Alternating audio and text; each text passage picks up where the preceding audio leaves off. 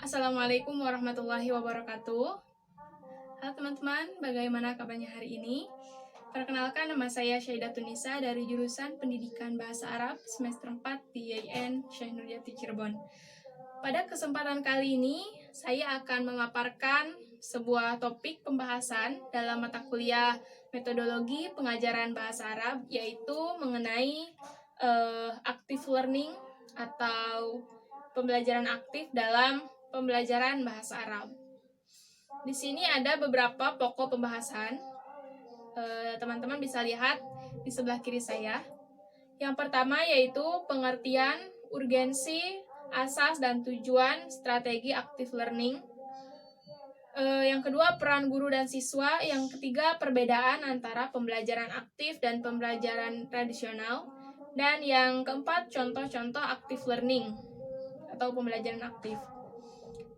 Pembahasan yang pertama yaitu mengenai pengertian, urgensi, asas, kemudian tujuan, strategi pembelajaran aktif atau active learning. Di sini yang pertama ada pengertian active learning. Active learning adalah pembelajaran di mana pada pembelajaran ini siswa melakukan sebagian besar pekerjaan atau aktivitasnya. Mereka menggunakan pikiran mereka, mempelajari ide-ide, memecahkan masalah, dan menerapkan apa yang telah mereka pelajari. Nah, jadi dalam strategi active learning ini, siswa itu sangat aktif atau dituntut aktif dalam pembelajaran. Asas active learning, yang mana active learning ini didasari dengan sebuah pendapat yang mana belajar bukanlah proses pasif seorang siswa. Belajar paling efektif yaitu apabila siswa sibuk dengan aktivitas mereka dan juga kehidupan nyatanya.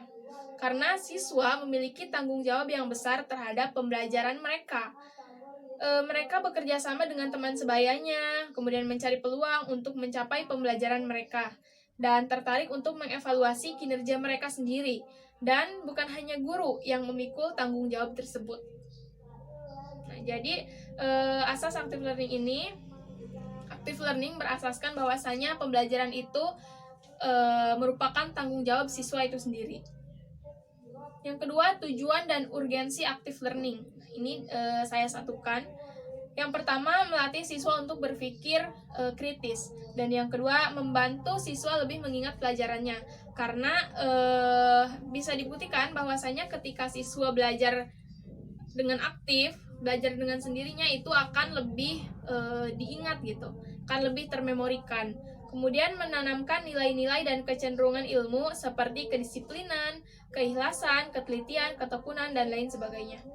Yang terakhir, menanamkan nilai-nilai dan kecenderungan ilmu. Oh maaf, ini salah ya. Ini sama saja. Kemudian yang selanjutnya, peran guru dan siswa. Nah, di sini yang pertama peran guru. Apa sih peran guru dalam strategi active learning ini? Yang pertama, guru adalah sebagai fasilitator. Jadi guru hanya sebagai fasilitator, motivator, pemberi semangat, pembimbing, dan juga pembimbing dalam proses pembelajaran. Jadi guru di sini bukan pemeran aktif. Kemudian guru menerima ide dari semua siswa dan menciptakan lingkungan kelas yang aman yang membantu siswa mengajukan semua pertanyaan mereka. Jadi guru juga harus terbuka kepada siswa, artinya guru harus bisa menerima pendapat-pendapat siswa ataupun pertanyaan-pertanyaan dari siswa. Kemudian peran siswa, di sini siswa secara aktif terlibat dalam pembelajaran, dalam tugas-tugas belajar. Mereka belajar lebih baik dari partisipasi pasif mereka dalam pembelajaran. Baik, selanjutnya yaitu perbedaan antara pembelajaran aktif dan pembelajaran tradisional atau pembelajaran pasif ya. Yang pertama, ini cukup banyak pembahasannya. Yang pertama, pembelajaran pasif, di mana siswa itu hanya menunggu informasi dan petunjuk gitu. Jadi hanya mengikuti apa yang diperintahkan oleh guru. Kemudian siswa juga memperlakukan informasi sebagai hal yang terpisah atau unit yang terpisah dari dirinya. Kemudian juga hanya menyimpan dan mengambil informasi tanpa memahami informasi tersebut. Informasi itu maksudnya pembelajaran dari guru. Kemudian juga siswa tidak berpikir, tidak merenungkan, tidak menganalisis, mempelajari dan lain sebagainya. Kemudian murid juga mudah bosan dengan pembelajaran dan belajar itu dangkal. Pembelajarannya itu dangkal, jadi hanya di situ-situ saja, hanya terpatok pada apa yang diberikan oleh guru. Sehingga apa? Sehingga mengakibatkan informasi mudah dilupakan. Dan siswa itu tidak menggunakan atau tidak menerapkan apa yang dipelajarinya. Jadi hanya mempelajari tanpa mengaplikasikannya.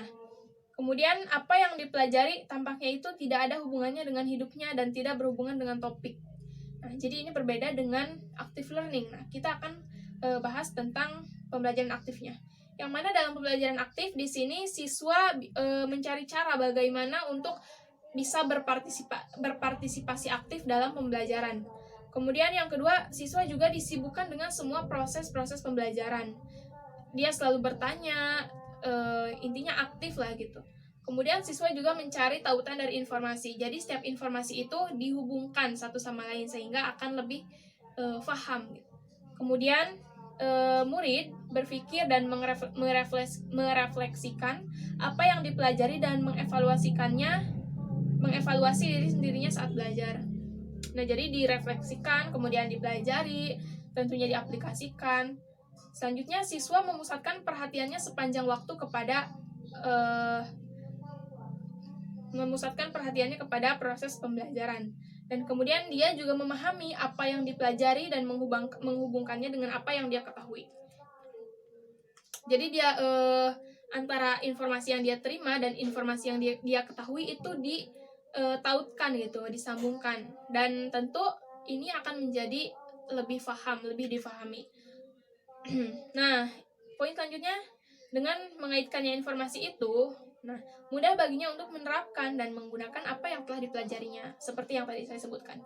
Kemudian yang terakhir, apa yang dipelajari itu, apa yang dia pelajari menyatu dengan kepribadian pembelajar maksud saya, dan menjadi lebih menarik bagi siswa atau bagi pembelajar. Yang terakhir yaitu contoh-contoh active learning. Nah, ini bisa contoh-contoh strategi active learning yang bisa diterapkan dalam pembelajaran oleh seorang guru. Yang pertama, membangun tim, yaitu dengan membuat kelompok gitu, sehingga akan terbentuk kerjasama yang baik. Yang kedua, pertanyaan dari siswa. Kemudian yang ketiga, pencarian penilaian. Yang keempat, berbagi pengetahuan antara siswa satu sama lain. Kemudian pembelajaran ringan, santai, dan kreatif. Selanjutnya yaitu pergi ke posmu.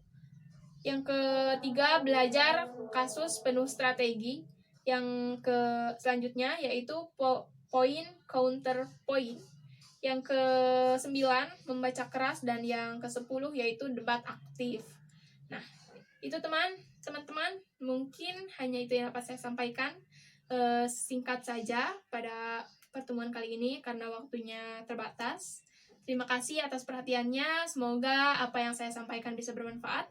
Dan saya mohon maaf apabila dalam penyampaian saya terdapat kata-kata yang kurang dipahami atau terdapat kekurangan-kekurangan. Mohon dimaafkan. Wabillahi taufiq wal hidayah. Wassalamualaikum warahmatullahi wabarakatuh.